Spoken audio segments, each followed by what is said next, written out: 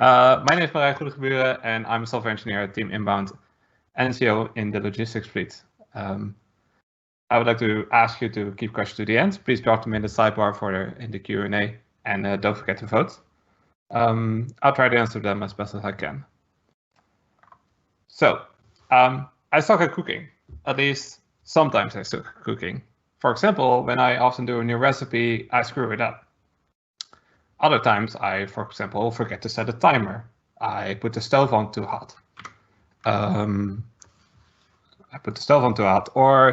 And forget to check it regularly. Or I, for example, can't stir anymore because I filled the pan with so much ingredients that the top is not being cooked while the bottom half is being overcooked. And I like improving, so I'm left wondering, what did I do wrong in these cases? And for example, these 3 cases, I was able to sort of, after a while of cooking, narrow them down what I was doing wrong, beat the habits that I had, and started to improve. But still, issues kept arising. Still, I kept failing some of my recipes. I was left wondering, is it all me? Is it all my fault? So there does come this notion of, but it's not my fault. So sometimes I feel like the recipe is at fault. For example, this risotto recipe. So think of it from the perspective of, I'm cooking my first time risotto, and it tells me to do this. So add the stock, a ladeful at a time, stirring well, and waiting for the most of the stock to be absorbed before adding the next ladeful. I can do that. I think, yeah, that's a thing that I can do. I have the stock. The recipe tells me how much I should add, or how much I should have. It will take about 20 minutes for all the stock to be added. Okay, sure. So I'll need to find the stock and make sure that I proportion it. Okay, sure. Still can do. Once the rice is cooked, then do other stuff. And that left me wondering, when is rice cooked? When is rice exactly cooked? How do you know when rice is cooked? The recipe doesn't tell me. The recipe does tell me how it should look like, but that doesn't help me while I'm standing in the kitchen trying to figure out how it tastes and how it should taste like. Let me tell you, risotto is not supposed to taste crunchy. That's one thing that I learned over time. And other things, so over time I took another few tries at risotto, and together with some research and a few tries, I was able to nail cooking risotto. And at the moment, I'm quite confident that I can cook a risotto rice pretty well and sort of guarantee that it's cooked at the end of it, even though it's quite a complex procedure. But nothing about this original recipe that helped me get to that point. Another example of an issue that I found often encounter is sort of varying amount of detail. So the last example was more about, does it describe the end state to me? This is more about, okay, you're making a dessert and the recipe tells you melt the chocolate. But there's numerous ways of melting chocolates. I can put it in the microwave. I can sort of put it in my bare hands and wait for it to melt. All not very effective. Well, the microwave maybe, but anyway. Other recipes give me more instructions. For example, doing it au bain-marie, of which this is sort of an example recipe of how you could do that. So you would grab a pan and a heat-resistant bowl, fill the pan with water, put on the stove on low heat, put the chocolate in the bowl, put the bowl on the pan, and slowly stir the chocolate while it melts. So this, as you can see, provides lots more detailed instructions on how to do something. And if I'm for the first time melting chocolate in my life for a new recipe, for example, I don't know how this technique works. And if the recipe doesn't tell me, how can I ever at that point in time figure out how it should be done? And then you tell me, sure, you can look at the internet. But that's also me trying to figure out what recipe on the internet or what set of instructions are actually good for melting chocolate, which is difficult. So those two things happen, and those stand on themselves. But since my girlfriend and I like variety, I often cook new recipes. And what I've learned over the time was that that new recipes often require new techniques or certain knowledge. And together with this, it comes with a certain bit of research because often the recipes are not complete. and I'm an amateur cook, so I don't always have the time nor the willingness to do that. So next to these two examples, there are many more recipes, and they're not all bad. And having experienced quite some new recipes over the time, I've realized that there are differences, a lot of differences between the different recipes. And for sure, some work better than others. So we have a lot of different recipes, much stuff going wrong, some stuff going right. I'm not sure which one is what. Me being frustrated and wanting to improve this. So how to proceed now? So solving it to me seemed initially easy. Just come up with an idea that I think it will improve it, implement it, and profit, you would say.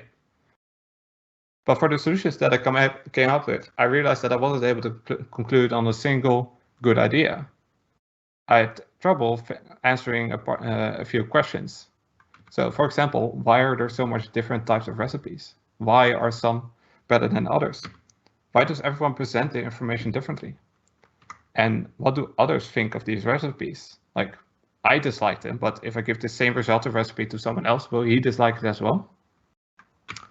And lastly, what kind of process is cooking exactly? Like, I was a starting cook. I knew how to put water in a pan and pasta in my pan, but what does it mean to cook pasta? And figuring it out might help me figure out what the best solution for a recipe is. Also, if it would be that easy, the presentation would be way too short. So let's try and figure out more about it. So I set out to understand more about cooking. And that's where I want to term a coin, namely understanding. So I was researching design theory because why the hell not? I didn't find a good way of going from sort of brainstorming ideas to selecting one. And the concept of understanding is my attempt to make this part of the design process more concrete and actionable. So, understanding, what do I mean with it? So, understanding is about understanding as much as you can around a certain action or process that you're designing a solution for. And so you, as the outside looking in, are trying to figure out as much about this process. For example, a cook trying to cook a recipe. Key for this is that you have empathy, because it's not about you. It can be about you, but in that case, you would have to objectively look at your own experiences. But it's also about empathy, by being able to think about, okay, so it's not me in the cook, it's someone else in the cook, as a cook. How does he or she look at this recipe? Is it as difficult for them as it is for me? Are they facing the same issues? So for understanding, I came down to sort of three aspects that are interesting to look at. One is users, process, and context, or otherwise the environment that surrounds the process. So let's look at the users. A user, for example me, have different attributes. For example, my age, my length, my knowledge about the process at hand, but also about other stuff, and certain skills. Can I chop an onion? And how fast can I do that? And these may vary majorly between users. And additionally, there's many different aspects that you can look at for a user. But all in all, you need to figure out somehow which are related to yours. So for that, design has a concept called personas. And personas allow you to sort of group certain attributes, knowledge, or skills together to come up with a group that helps you sort of reason about that group in one go. So it's a bit on the generalistic side, but on the other hand, it allows you to easily think about certain situations with a certain user in mind. So for cooking, I came down to sort of three overall personas as a first start, namely a professional cook, an enthusiastic amateur cook, or a starting cook. For example, the professional cook would have a lot of skills, a lot of knowledge about cooking, whereas an amateur has little knowledge, little skills, but a lot of enthusiasm and time, for example, that they want to invest into learning cooking. Whereas the starter is just starting out, might not even like cooking and might not even like doing it at all. So for cooking, you sort of have one user. So it's a relatively simple process in that regard. So you just have to trying to cook a recipe. But you might have multiple users in your process. And each of these might have personas that might have requirements on your ultimate design. The second part is about the process. So we're trying to figure out what is the process we are exactly designing for. So we're trying to learn and understand the theory of the process. And for that, you don't have to be an expert in executing the process to be able to design for it. You only need to understand. So if you're struggling with understanding, try and view it from an expert's perspective. Think about why he or she is making the choices while cooking and how are they different from yours? And ultimately, why are they then doing it? Because that why is really important, because there's probably something that you're missing, why they are doing it, why you're not doing it. So for the process of cooking, let's look at an example, the cooking of a steak. So we have some beginning state. And that beginning state can, for example, that our steak is raw. But it can be more extensive. For example, the fact that the pan that we would like to cook the steak in is cold. Also, we have an end state. For example, medium rare, or otherwise known as we have an end state defined using some kind of measurement. We'll get to that, I'll get to that more in a little bit. And so we have begin and an end state, and we have a set of actions in between. Those sets of actions will transition something about the environment, thus ultimately the steak from being raw to being ready to be eaten, for example, in the state medium rare. And each action that happens in between changes something. So for example, putting the pan on the fire will make the pan hot, ultimately making it ready for the steak to be put into the pan and to be fried. So every action has a begin state, some input, the task to do, and the expected end state. Additionally, it has a lot of overlap with chemistry. So talking about assessing the state, so some kind of measurement to figure out the end state of an action. We sometimes have to be creative in cooking. So for example, to figure out the end state of this medium rare steak. In chemistry, we often don't care because we're doing an experiment, we would just cut it open and see the insides, as in this image. But in cooking, we don't always want to do that. If you're in a restaurant and you want to have this perfect steak, medium rare, laying on the plate of your customer, you don't want to cut it open before you hand it to him. So in cooking, we often have other ways around that. So for cooking a steak, it might be that you use a thermometer to figure out the core temperature of your steak. Or you can use your senses. For example, this technique in which you pinch your thumb and your index finger and you touch the base of your thumb. The springiness of that will indicate the state at which your steak is now done. Using your senses is often less precise, but that means that it's important that the recipe includes a good explanation that circumvents this kind of variance that can happen between different users when using their senses. For example, if I pinch really hardly and the recipe doesn't tell me to keep it very easy, then I'll have a different sense of springiness than someone else. And if you look at the example of the risotto, it didn't include an explanation of how it should look, smell, or feel, or taste like. It shouldn't be crunchy, that's for sure. So the last part about process is the surroundings of your process, which are important because they might help you define additional requirements and figure out what the output of your process is being used in another process, for example. So for cooking, we start off with sort of selecting a recipe. Then one important step is getting groceries or acquiring the tools that you need to cook the recipe. Only then is actually cooking the recipe. And then following that is eating the meal. And for each of these, it's sort of important what about the process is also about this may change depending on which user you look at, for example. Like eating the meal means something completely different for a professional cook in a restaurant versus you at home. Your girlfriend might not mind that her steak is cut in half to check the state of it, whilst the customer in the restaurant most likely doesn't want that to happen.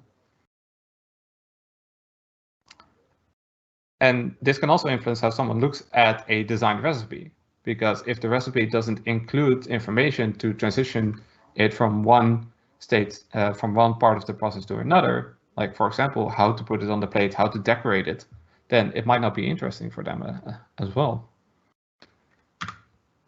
So the last part of understanding is the context. So where does the process happen? Is there one or multiple contexts possible? Does it vary between personas? Does it influence the process? So for cooking in the kitchen, it's quite easy. It's a quite simple environment. You just have a cook, and sort of the most extraordinary thing that can happen is that the cook gets distracted. For example, the dog running through the kitchen, trying to hunt for a snack, or one of the kids trying to get their attention or wanting to help out.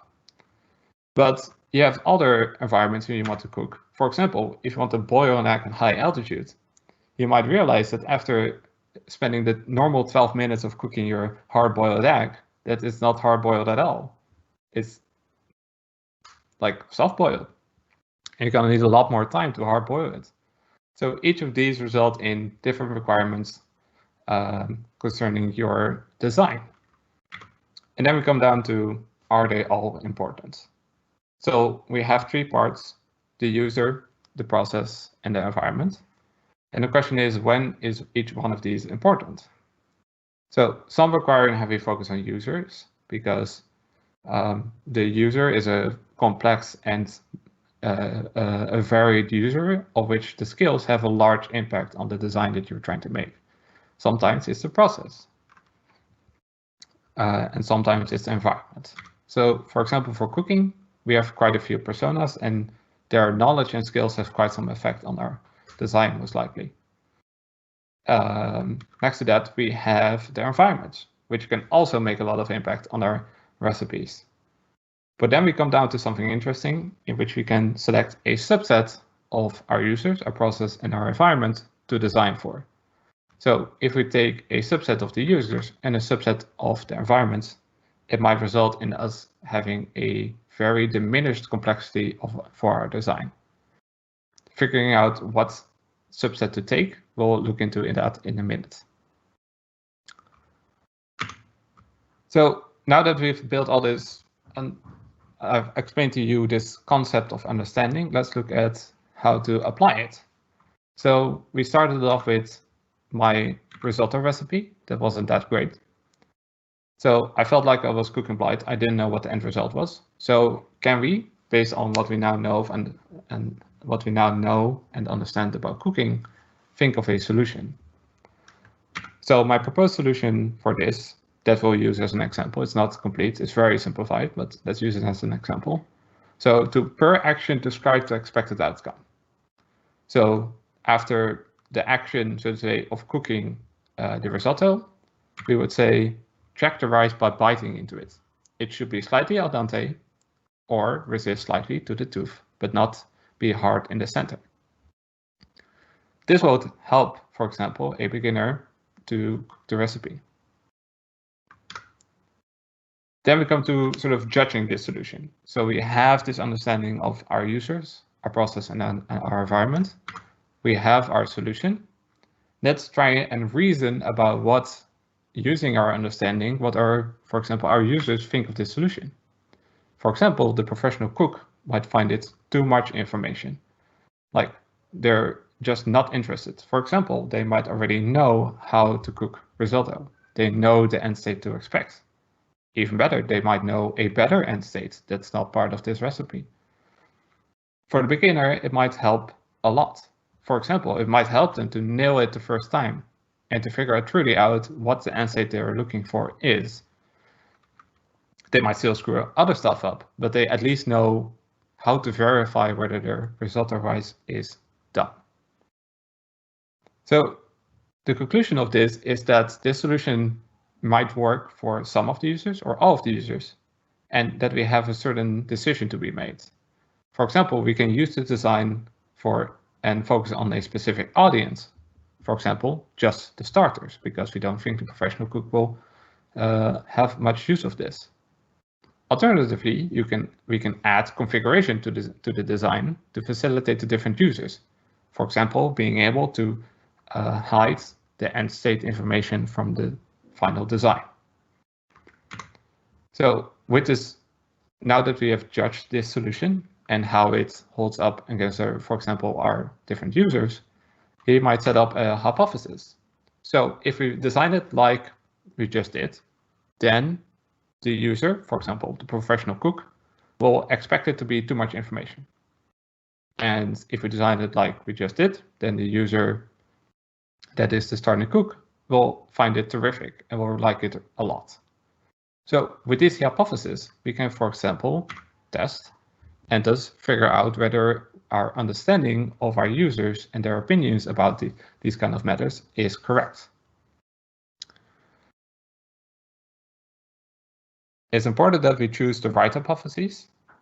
And I think there's two ways to select these hypotheses, namely a lack of understanding. So if our understanding, we feel like we don't have some information about one part of the process or one particular user, we might focus our hypothesis and our testing on that. Another would be like we try to figure out what are important parts to get right. So for example, the end state might be a very small aspect of an overall design and not interesting to the user at all. So we can focus a lot of hypothesis and testing time on that, but that won't help us a lot in getting a better design. This is all in the idea of having effective usage of testing and prototype time, which is a scarce commodity. So ultimately, the conclusion is that by testing, we can strengthen our understanding as we will learn more about the chosen set of hypotheses. This better understanding allows us to better judge solutions, being able to, in that way, go forward and increase our designing of solutions. One disclaimer that I would note in that is you can be correct on one aspect, but that doesn't guarantee anything about others. So remain critical and empathetic and keep testing. So next to testing, there are some other sources for these understandings. For example, next to testing. So for example, knowledge about demographics, certain studies about users, and logical reasoning based on those studies. Or you can look at objective analysis of your personal experience, something that I tried to do for this hobby project because I didn't want to spend the time interviewing a bunch of people. Obviously, you can also talk to users and have interviews with them, have talking groups, do surveys. And these are all different ways of acquiring more understanding. Ultimately, this will help us in applying it. So to apply this within bol.com, I see it as this. You can apply it personally. For example, determine your personal understanding. So determine what do you think is the user that we're trying to aim for? What is the process we're trying to aim for? How does it work? And with that, go to your team and make your goal clear. Strive for common understanding. This will help in communication as your understanding of the user should align with the proposed design solution. And if it doesn't, you have a clear ways of describing it. I think the design solution is not appropriate because I believe the user does this. And starting with that helps out bring forward all the different opinions about the different team members. Ultimately, the goal is that you can together judge solutions and get a better grip on what to test. So some conclusions. I suck at cooking, that's for sure. And sometimes it's not my fault. And I blame that risotto recipe, for example. Secondly, the understanding is a key concept that I try to introduce to you. It consists of 3 elements: users, process, and context. And each of these help you to identify a part of understanding and get more in depth about it. Lastly, some benefits of this: it allows you to reason about the different design directions and allows us to define pros and cons for them and figure out the best fitting one. That allows us to define hypotheses they would like to test, and ultimately that should increase our understanding, which will make you be able to make better and better choices in the design directions.